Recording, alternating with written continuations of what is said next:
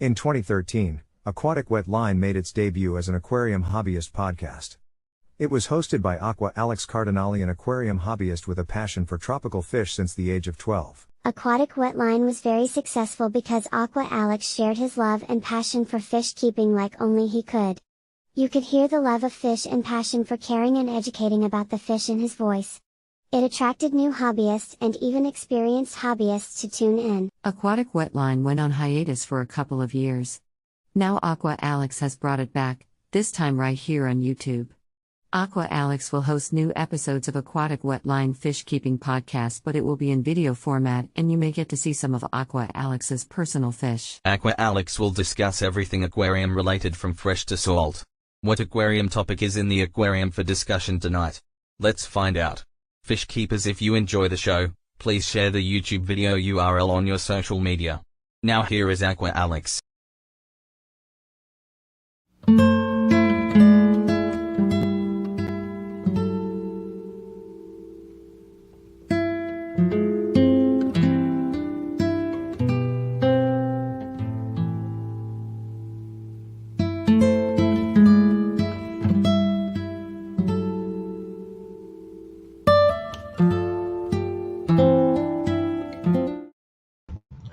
Good evening, tropical fish keepers.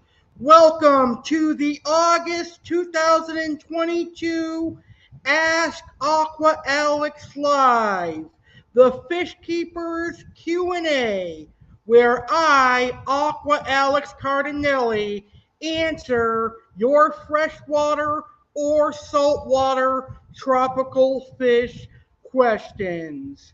I, Aqua Alex, am excited to see what tropical fish keeping questions I will be able to answer today. I hope all the fish keepers out there that are watching this video are doing great. I hope your aquariums and your tropical fish are doing amazing. So, if you have any tropical fish questions, whether it's freshwater or saltwater, and you want me to answer those questions, simply post them in the comments below, and I will answer all of your fish keeping questions. Remember, I have been in the aquarium hobby since I was 12 years old, and I've kept all sorts of fish, from monster predatory fish to community fish, and even saltwater. So I will probably be able to answer your question. Even if I haven't kept the fish that you're asking about, I could find out about it for you. So I look forward to answering your questions tonight. So tonight I have an action-packed episode of Ask Aqua Alex coming your way. I'm going to, of course, answer your questions, but I also have some topics that I'm going to talk about. Tonight, I'm going to talk about moving your aquarium and tropical fish from house to house. I'm also going to talk about snail-eating fish, and I'm going to talk about how to diagnose ick and how to cure ick, a common disease in the aquarium hobby. On top of that, we have the Fish Keeper Show-Off, and I'm going to show off some of my friends' gorgeous fish, as well as my beautiful chocolate cichlid and my threadfin acaras. And Aqua Alex Reacts returns for the first time in a couple of months right here on this action-packed edition of Ask Aqua Alex Live. My friend Shelby is in the house. Hey Shelby, how you doing? Thank you so much for tuning in.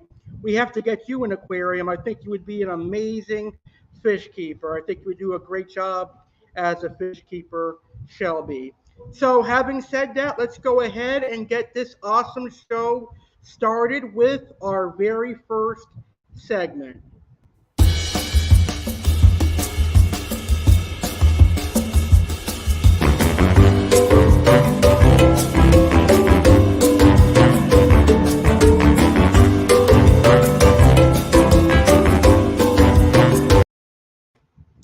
All right, so this month I am going to be asking you the following questions.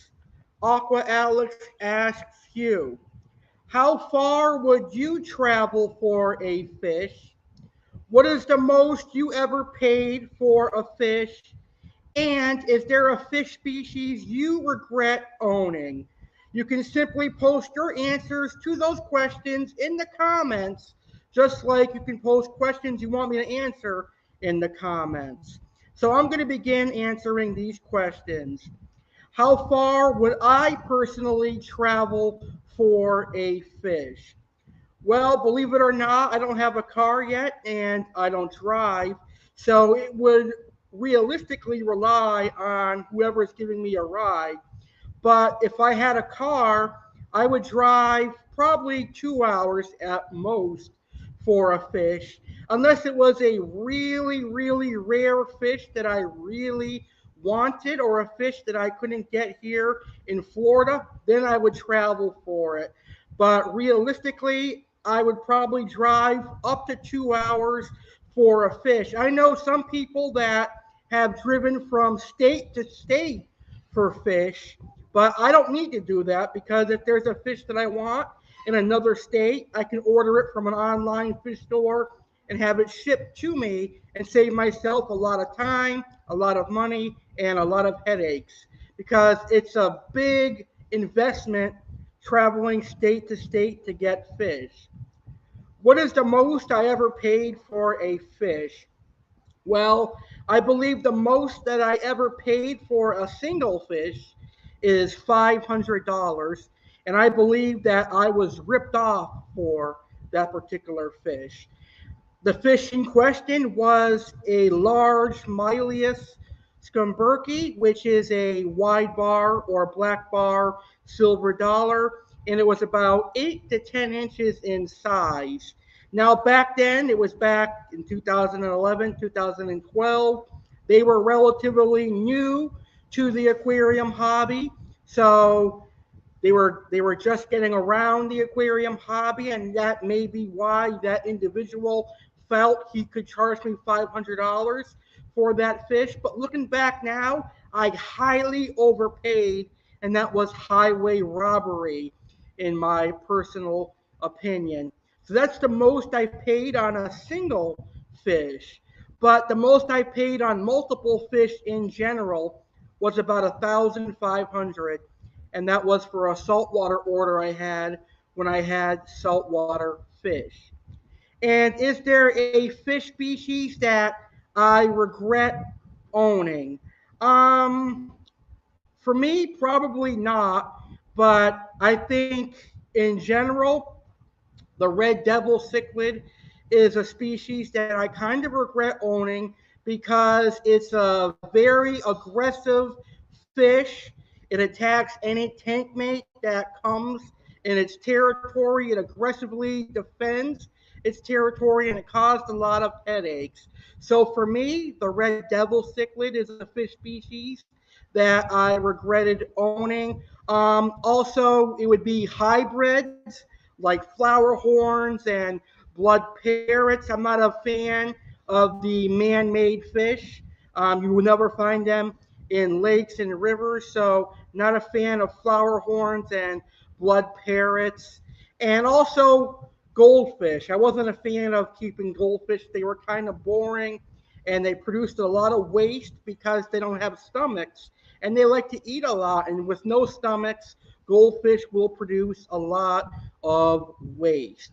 So that is this month's Aqua Alex Asks You.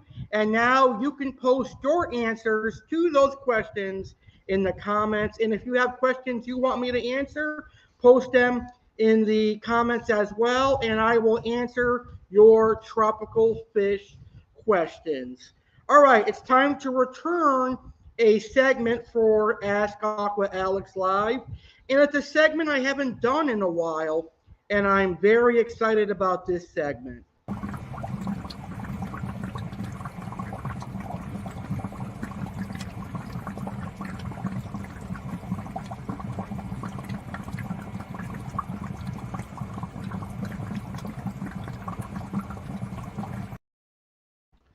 All right, it's time for Aqua Alex Reacts.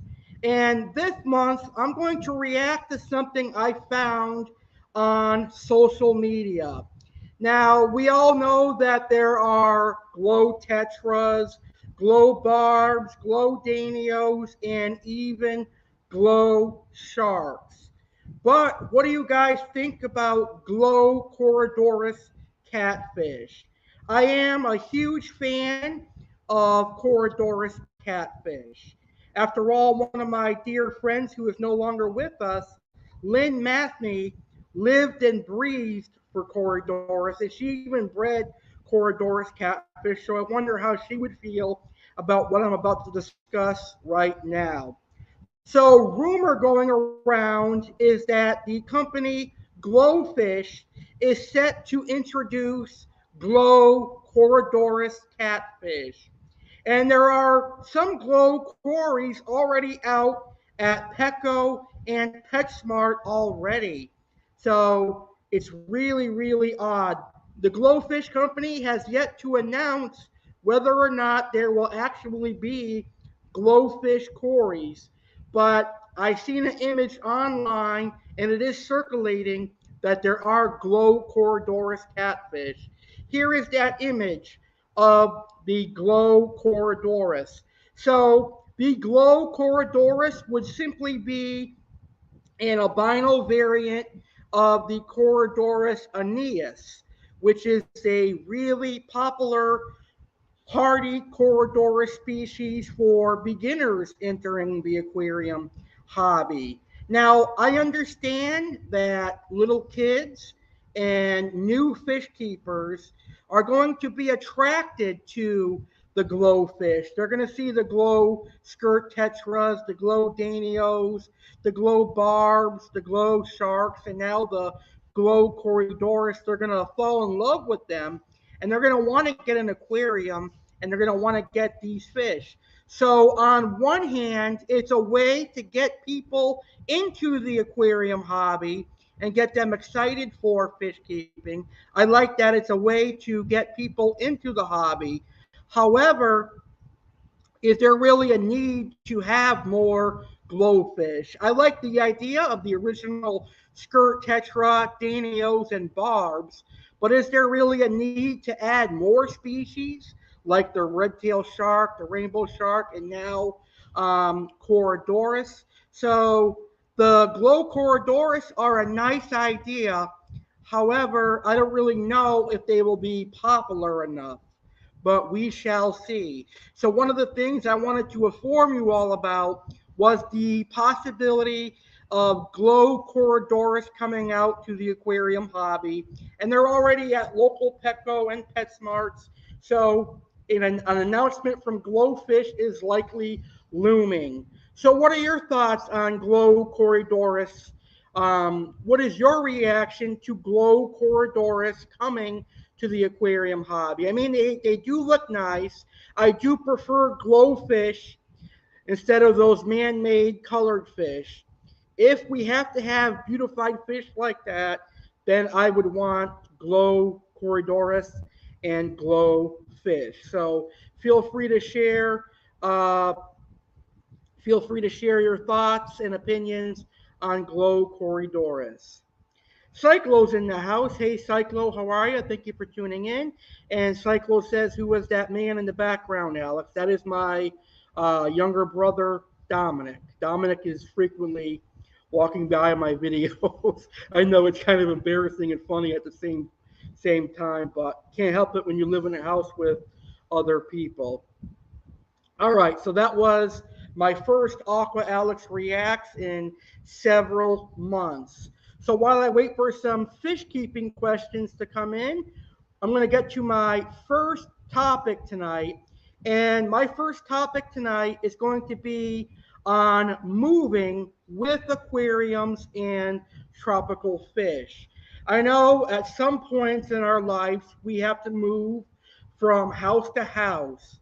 And with other pets like dogs, cats, and birds, it is really simple to move. All we got to do is put a dog and a cat and a bird in our car and move with them.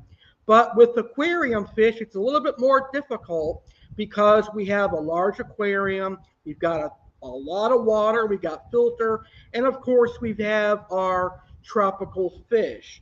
So I'm going to give you some advice on safely moving with tropical fish in aquariums. Now, this is going to apply to moving locally. And what I mean by locally, I mean moving from city to city in the same state. I do not recommend bringing livestock. Let's say, for example, you're moving from Florida to California or from Florida to Massachusetts. I don't recommend bringing livestock with you because moving state to state is a long journey. It's often a multiple day journey, and that could be really stressful on fish, and that can result in a lot of fish death, and that is totally unnecessary. So if you're moving from state to state, I highly recommend bringing the aquarium with you, but rehoming your existing fish and starting over. That is a lot more safer than bringing an entire aquarium and livestock from state to another state, and you risk losing all of your fish. So the responsible thing to do if you're moving from one state to another is to rehome your fish and start over. And that's what I had to do in 2019, but I thought of it as a good thing because now I've kept species that I've never had before, and I'm enjoying the aquarium hobby a lot more. So let's get right into our first topic. And my first topic has a little bit of help from my friends at Aquion. They sent me in some great information to relate to you guys on today's show. Now, Aquion supplies great aquariums. As a matter of fact, my 125-gallon aquarium is an Aquion aquarium, and I use nothing but Aquion aquariums when I can. I have had no issues with any of the Aquion aquariums. Aquion also has filters, hang on the back filters, and canister filters, as well as heaters. So here is the equipment you're going to need to move your aquarium. Obviously, you're going to need a siphon to drain your aquarium. You're going to need some fish nets to move your fish.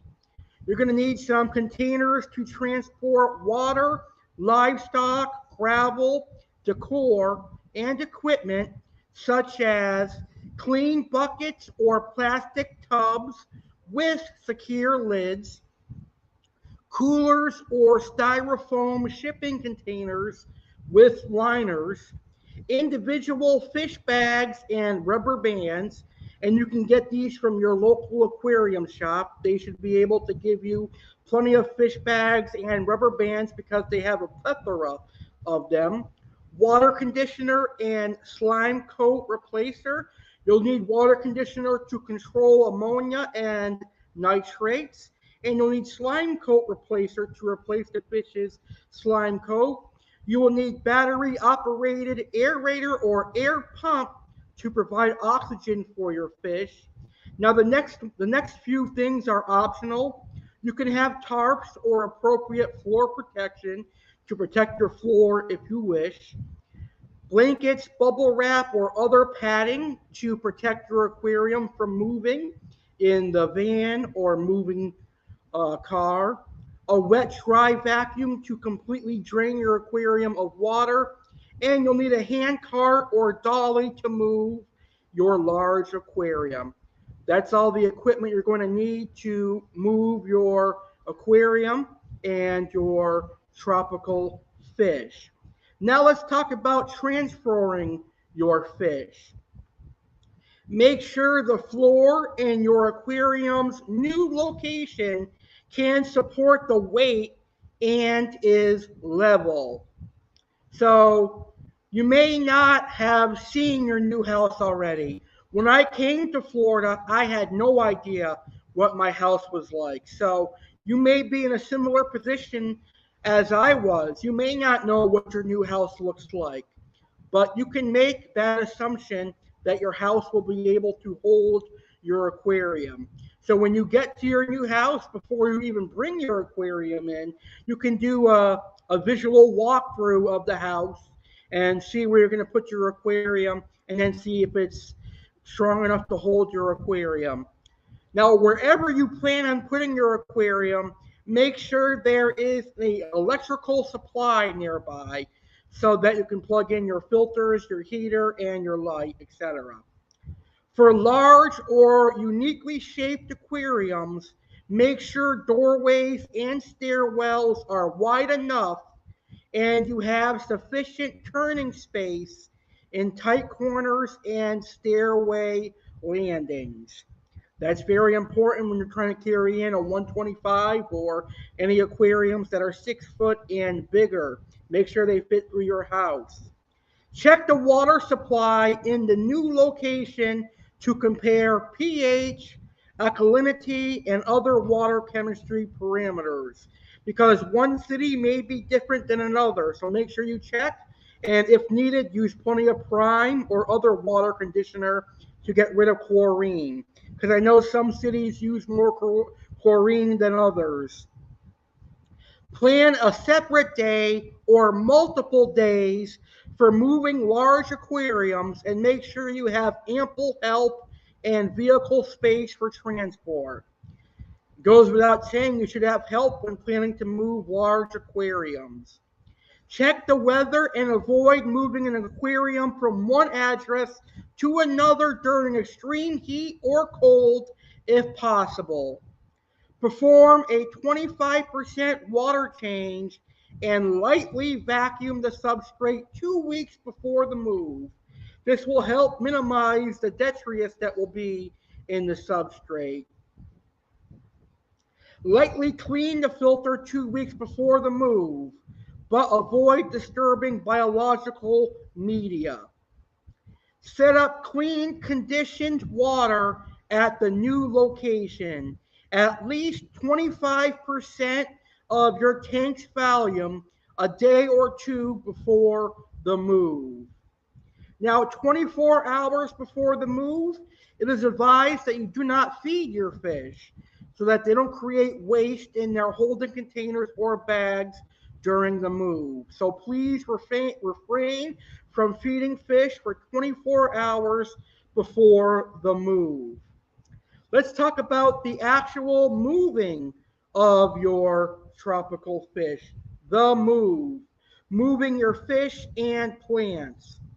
The most important thing to do if you plan to take your fish, live plants, or reef inhabitants with you is to save and transport as much of the water as possible. About 75% to 80% of the aquarium water is best.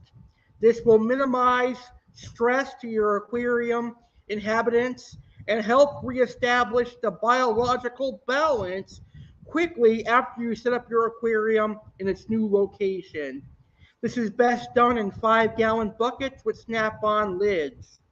If you use tubs to transport water, gravel, or rock work, make sure they are sturdy and you can pick them up when they're filled.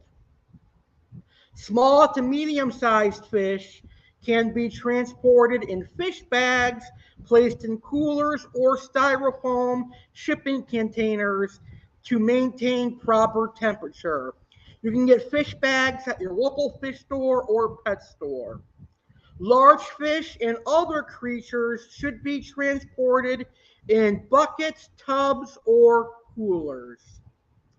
Here are some tips for transporting fish. Use battery-operated air pumps in containers with large fish, moves over long distances or in hot weather. The battery-operated air pumps will give the fish oxygen during the move. If using fish bags, fill 1/3 with water and 2/3 air, or 50% water and 50% oxygen.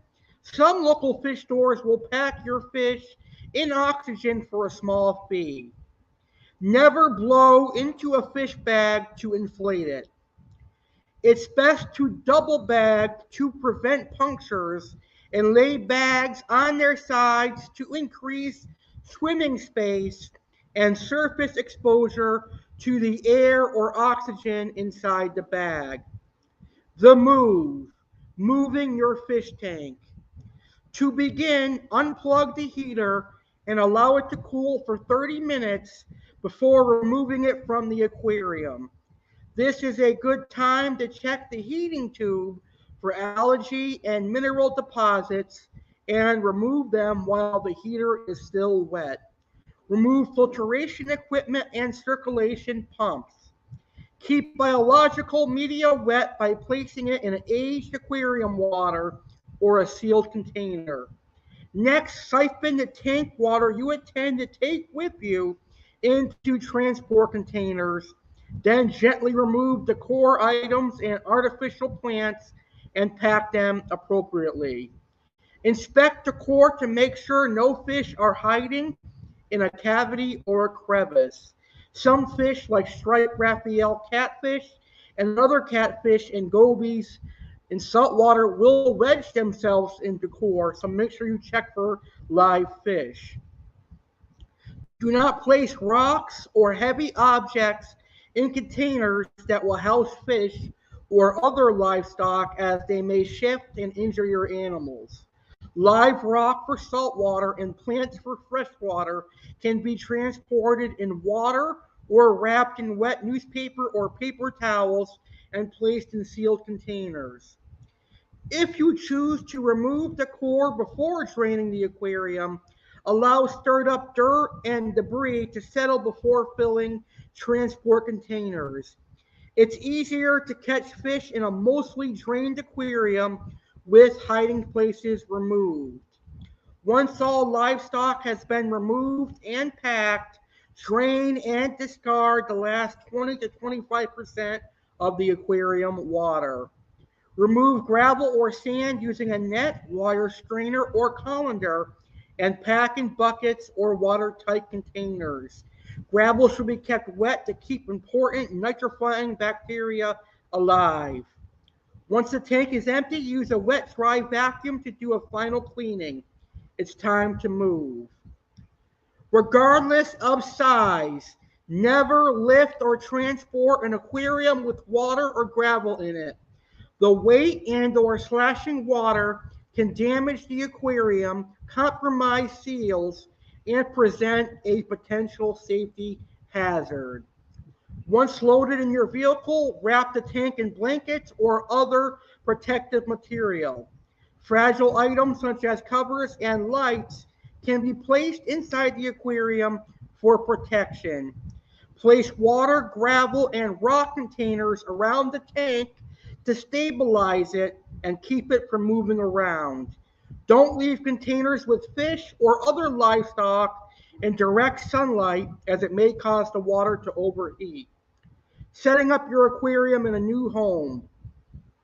Place the stand in its new location and use shims to level it if necessary.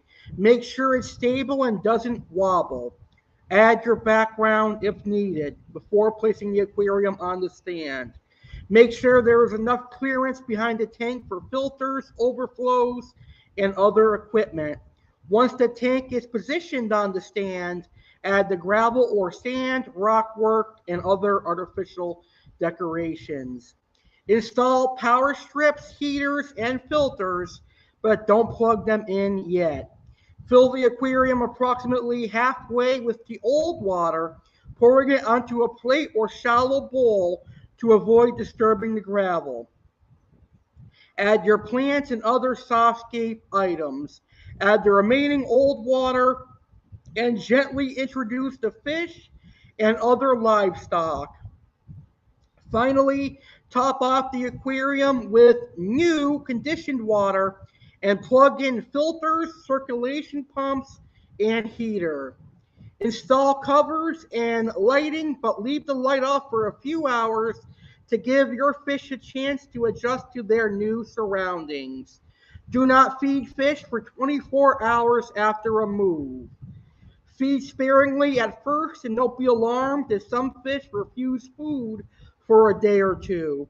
This is to be expected after their moving experience. And that is how you can safely move fish from one house to another. It could be a hard task, but it really doesn't have to be, as long as you do what I just mentioned from the wonderful Aquion article. All right, so if you have any tropical fish keeping questions you want me to answer, simply post them in the comments and I will gladly answer any of your tropical fish keeping questions. All right, moving along. So this month, I actually set up the 55-gallon aquarium that you see behind me. And on August 6th, I went to a great fish store in Stuart, Florida by the name of Aquatic and Exotic. And I got some fish for this aquarium. So I was going to set this up as a community aquarium, but right now it is being used as a grow out tank. And I am currently growing out a baby silver arowana for my 6 foot tank. I am growing out 3 threadfin acara, threadfin geophagus hecali, whatever you want to call them. I'm growing out a chocolate cichlid, and I believe that's all the cichlids. The permanent inhabitants for this 55-gallon are the angelfish that are in there and the tiger barbs, most likely. I also have some suncats and an Asian upside down catfish that I am growing out for the 6 foot aquarium as well. So this month I had a second aquarium set up. For a majority of my fish keeping time here in Florida, I've only had one aquarium. It started out with the 75. Then in February of this year, I got my 125. But now it feels great to have 2 aquariums again. And now I'm getting the urge to upgrade the fish in the 55 to a 75. So I might be getting a new 75-gallon in the near future. That's going to be very, very exciting. Also on August 6th, I went to a fish store called Bad Fish in Royal Palm, Florida. And that is an amazing fish store. She has a combination of monster fish like arowanas. That's where I got my arowana and my tiger barbs from Bad Fish. And she also had some peaceful fish like tiger barbs and nano fish and a lot of live plants. Bad Fish is a great fish store in Florida as well. So that's amazing. So I got 2 new favorite fish stores that I found this month, Aquatic and Exotic and Bad Fish. And actually on September 10th, I'm going to be going back to Aquatic and Exotic with my friend Darrell. I'm really happy he showed me Aquatic and Exotic. It's an amazing, amazing fish store. And I really recommend it if you're ever in the South Florida area. Definitely check out Aquatic and Exotic. They have monster fish. They have plenty of African cichlids. They probably have the most African cichlids I've seen in South Florida. A lot of goldfish, a lot of axolotls, a lot of turtles. So you'll love Aquatic and Exotic if you're ever in the South Florida area. All right, let's head over to our next topic. And my next topic is a really interesting one. I would like to talk about snail-eating fish. Yes, there are aquatic snails that live in freshwater and saltwater. But on the freshwater side, aquatic snails can become pests.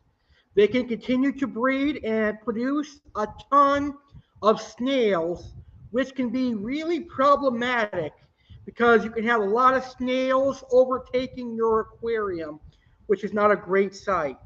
But in saltwater, snails are generally placed in an aquarium by the owner because they go to the fish store looking for snails and they put them in the aquarium. That's not particularly the case with freshwater. Freshwater, we buy snails, then they continue to reproduce, and then we're overloaded with snails, and we have a hard time getting rid of them. But there are some species of fish that will eat snails from freshwater and saltwater, and that is what we're going to talk about right now. The first snail-eating fish, one of my all-time favorites, is the cute, comical clown loach. Now, the clown loach is a very nice loach. It has a great personality. It does get pretty large. It can grow up to a foot. However, the clown loach is an extremely, extremely slow grower. You do not have to worry about a clown loach growing as big, as quickly as a pacu. They're slow growers. However, they do like to be kept in groups. So you're going to need to keep at least 4 or 5 of them. And I'd recommend at least a 55, 75, 90 gallon and above for clown loaches. But if you're infested with snails, one of the best fish in the freshwater hobby to get is a clown loach. They're simply amazing. They are a bit pricey here in southern Florida, but when I lived in Mass, I could get a small one for about $10. Here in South Florida, a small 1 to 2 inch one's about 15 to 20. But I love clown loaches, and one day I definitely will have clown loaches once again. Another species of loach that is great at handling snails is the yo-yo loach. I have never personally kept yo-yo loaches. However, they stay smaller than clown loaches, so they'll do great in 55-gallon aquariums and the like, and they like to be kept in groups as well. They look almost like a zebra, very beautiful pattern on the yo-yo loach, and they do a great job of eating snails. There are some snail-eating catfish out there, like the Oxydorus niger ripsaw catfish. One of the common names for the ripsaw catfish, the Niger cat, is mother of snails catfish. One of the reasons it is known as mother of snails catfish is because in the wild, the ripsaw catfish, the Niger catfish, will devour snails. Their mouths are built to get into the shell and eat snails. Very, very cool to see. Now, the ripsaw cat, the Niger cat, does get huge. It can get to be about 3.5 feet to 4 feet. But the Raphael cat will also eat snails, and the striped Raphael cat does not get huge. It gets about 8 to 9 inches generally, but 6 inches is generally an acceptable size to say that the striped Raphael will get to. Some Corydoras will eat snails, but I've never seen them physically doing it. I've never personally seen Corydoras eating snails. I've only seen Niger cats eating snails on YouTube, and I've seen Raphael cats eating snails in person. Any of the Dorotid cats, any of the armored catfish like the Niger, the ripsaw, or the Raphael, the granulosus, those are all snail-eating catfish. Of course, pufferfish, they love snails. So any of the freshwater puffers, like the Fahaka puffer, and what you're looking at on the screen there is a Fahaka puffer. The Fahaka puffer is a truly freshwater species. Very, very gorgeous pufferfish. The MBU puffer is equally as gorgeous, and the MBU puffer is also freshwater. However, it is very aggressive. All puffer species, whether freshwater, brackish, or saltwater, all of them eat snails. The dog-faced puffer in saltwater, absolutely gorgeous. Snail eater. Stars and stripes puffer in saltwater, also a snail eater. And the last saltwater fish that eats snails that we're going to talk about today is the triggerfish, such as the Niger trigger here or the red-toothed trigger. Those are snail eaters. The humu humu trigger also eats snails. The humu humu is also known as the Picasso trigger. Trigger's natural diet is snails, and they'll eat snails also. So those are all of the snail-eating fish. All of them are outstanding fish in their own right, and they are all awesome fish. All right, right now we are going to take a quick intermission, which is being brought to you by Little Egypt Aquarium Club, which provides freshwater hobbyists with quality aquarium supplies and tropical fish food. When we come back, it's time to talk about ick. I'll have the fish keeper show off, and we'll do the online fish store stock list. If you have tropical fish questions, post them in the comments and I will answer them. We'll be right back and we will continue answering your questions on the August 2022 Ask Aqua Alex Live.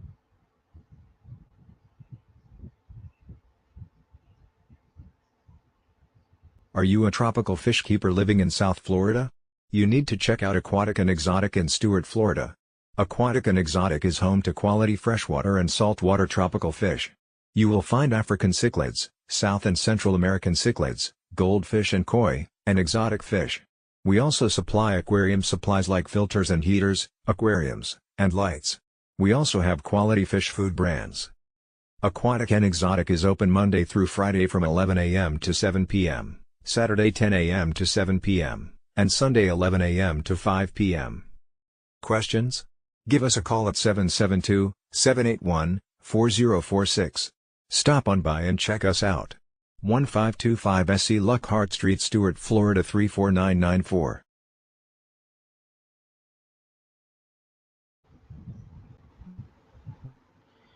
Aqua Alex here, and I'm proud to partner with Little Egypt Aquarium Club. Little Egypt Aquarium Club was founded by my friend Jeremy Stellhorn. Little Egypt Aquarium Club provides aquarium hobbyists with quality aquarium supplies. You will find sponge filters, pleco caves, and so much more. Little Egypt Aquarium Club also has quality fish foods. You'll find things like rapashi. Rapashi is a name brand fish food, perfect for plecostomus, community fish, and even monster fish. You'll find medicated fish foods as well. Aqua Alex and Jeremy Stellhorn are teaming up to save you some money. If you use my discount code, which is Alex, you will get 10% off your order. So go to littleegyptaquariumclub.com right now, place an order, and use coupon code Alex, and you will save 10% on your order. Now back to the fish chat. All right, fish keepers, welcome back to the August 2022 Ask Aqua Alex Live. Feel free to post any fish keeping questions in the chat or comments, and I will answer your question. Whether you're watching this episode live, post your question in the chat or comments, and I will answer it. Or if you're watching the replay of this video, don't fret, I will still be able to answer your question. Also, feel free to answer my questions. How far would you travel for a fish? What is the most you've ever paid for a fish? And is there a fish species you regret owning? Let's get right back to our planned show. And we're going to do our final topic tonight. And my last topic is a very serious topic that all aquarium hobbyists dread. and that is ick. Ick can happen in freshwater, and ick can happen in saltwater. 9 times out of 10, ick can be prevented. In most serious cases of ick can take the life of your fish. But it's important to know how to diagnose ick, how to cure ick, and how to prevent ick. So let's talk about ick right now here on Ask Aqua Alex Live. Now, ick is caused by an external protozoan parasite that causes multiple white spots on your freshwater fish skin and gills. So the white spots can grow on the fish's skin and gills. There are 2 different types of ick. There's a freshwater ick and a saltwater ick. They're 2 different species, but they're very similar. Ick is a common parasitic infection of freshwater fish and is one of the few fish parasites that can be seen with the naked eye. Here are signs of ick in freshwater fish. Here are the symptoms of ick. Small white spots on the fish's body or fins, often accompanied by the fish flashing or using objects in their aquarium to scratch against. So the fish doing a lot of scratching is a sign that they're about to get ick or they already have ick. Bruising or scale loss, secondary to flashing. If a fish is very lethargic and has increased respiratory effort, that's a sign that it has ick. And the last sign of ick is sudden death. And this can be multiple fish in one aquarium. However, sudden death is a symptom from a most serious case of ick. If you act quickly, death of fish can be prevented. The most common cause of ick is failure to quarantine a new fish added to the aquarium. Since it only takes one infectious ick parasite to reproduce and spread through an entire tank or pond, most fish will look okay and not act sick at all until a few life cycles of the parasite are complete, which can take a few days to a few weeks, depending on your water temperature. Safely quarantining all new fish will prevent the spread of ick to your main aquarium. Additional causes may include using infected equipment between tanks without proper sanitation, transferring infected filter media or decor between tanks, moving infected water between systems, adding plants to an aquarium that may have ick torments attached to them.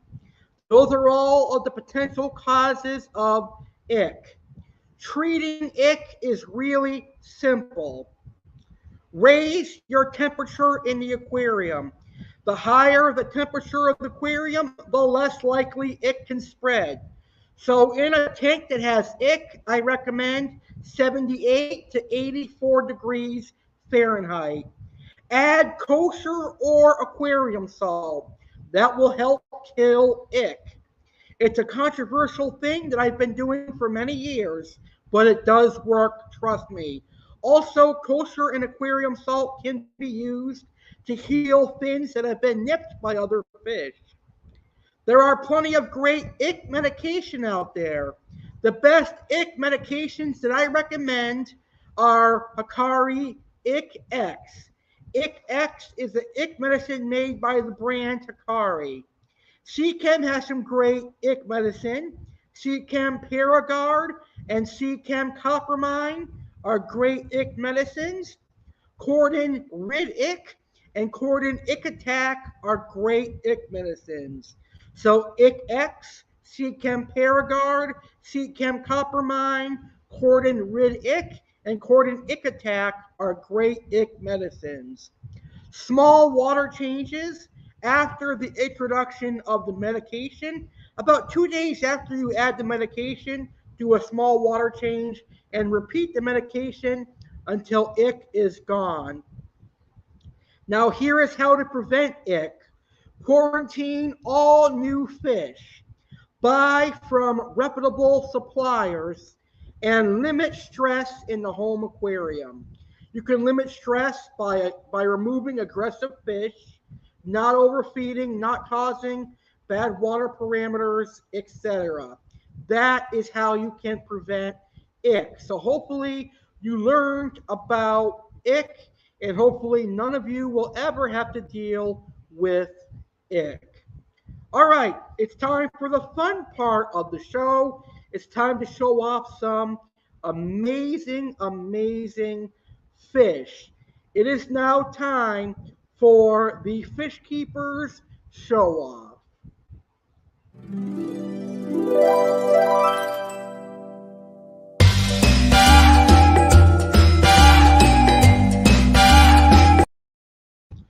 All right, so the first Fish Keeper show off are some amazing fish from my dear friend and fellow fish keeper, Darrell Schwartz. Now, I have rehomed a lot of my fish to Darrell Schwartz. Just this past month, my friend Darrell took in all of my red hook silver dollars, my giant gourami, what else did he take? My ornate biker, and in the past, he's taken two of my vulture cats and my peacock bass. So he is an amazing fish keeper. All of my fish are in great hands with him. I can't wait to personally see all his aquariums in person. But he sends me videos of his aquariums all the time, and I have to say they look phenomenal.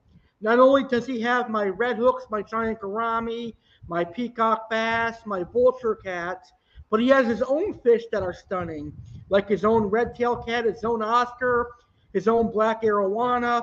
So enough talk. Let's see his amazing fish.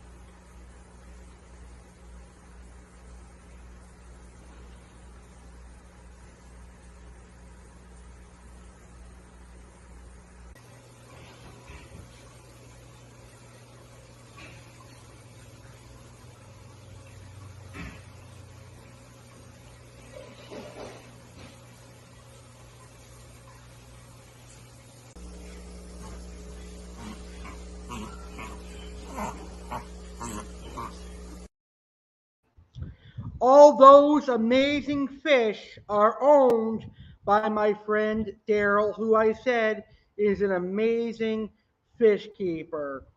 The next videos are my personal fish.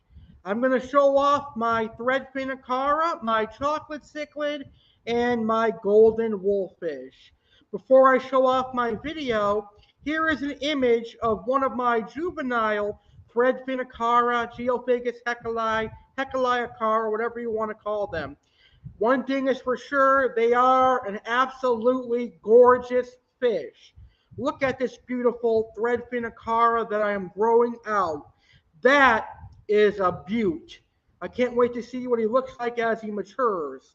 That is one of my larger threadfin acaras that I have at the moment. I can't wait to see what he looks like as he matures.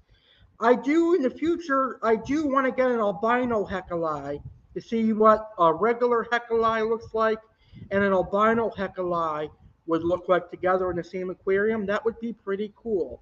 All right, so the final fish keeper show off is going to be a video of my juvenile chocolate cichlid, one of my favorite South American cichlids, and my 3 hecalis.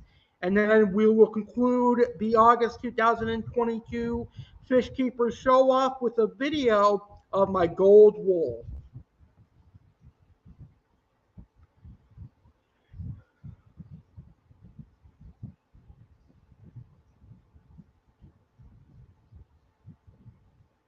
My gorgeous chocolate cichlid.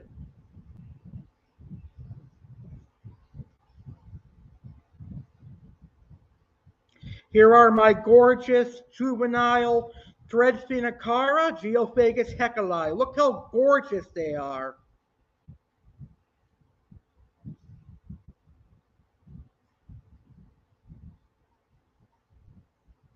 All right, the final video I'm going to show you for the Fish Keeper show off is my gold wolfish. I got him back in January of the, or excuse me, I got him back in December of 2021. He was a Christmas present. Look how big he has gotten now.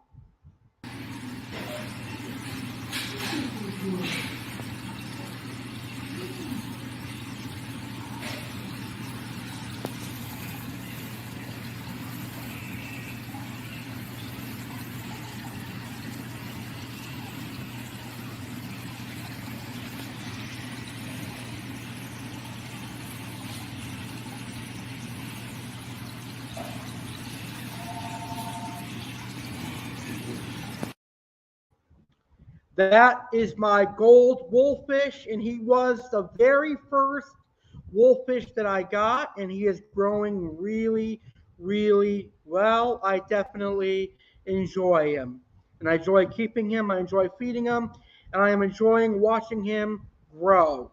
So, if you want your fish to be featured in next month's Fish Keeper Show Off, email me either videos or photos of your tropical fish, and I will feature them on next month's edition of Ask Aqua Alex Live. Send your videos of your fish or photos of your fish to Alex Go Yankees Cardinale 19 at gmail.com or message me on Facebook, Alex Cardinale. All right, it's time for our final segment for the August 2022 Ask Aqua Alex Live.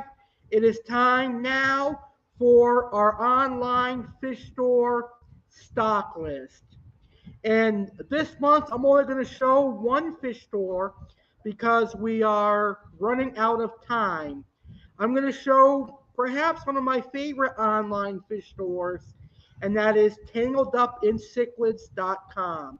So let me put on the share screen, and we'll get our Fish Keepers stock list review started. So here we go. Let me make sure that it's on. There we go.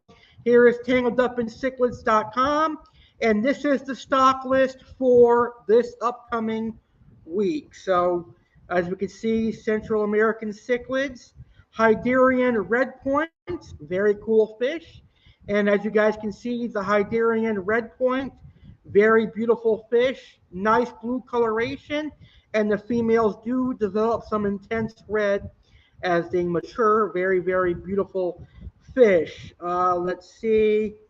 The Nicaraguan cichlid, very nice. Also known as the macaw cichlid. I have yet to keep them, but that's a Central American cichlid that I do want to keep. And I can see why it has the nickname macaw cichlid. It does kind of look like a blue and gold macaw. Very, very nice Central American cichlid. And I've heard that they're kind of docile, which is pretty cool. Plenty of Viajas in stock, which are cool. My favorite cichlids, South American. And again, here are some Hecalites that are for sale. Very, very colorful. That is about the size of my Hecalites right now. Very, very nice fish. Some more acaras, the aquadons. Very nice.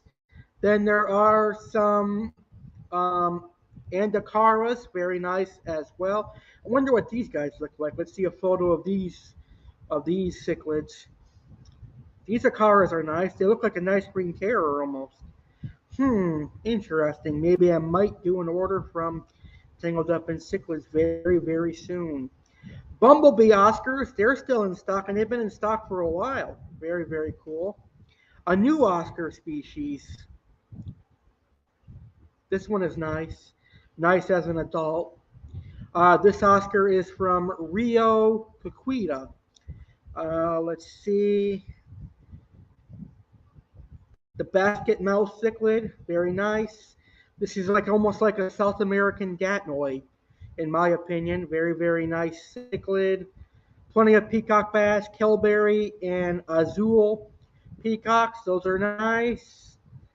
Geophagus ultrafons, one of the larger species. I believe this one gets over a foot, and they're very, very beautiful.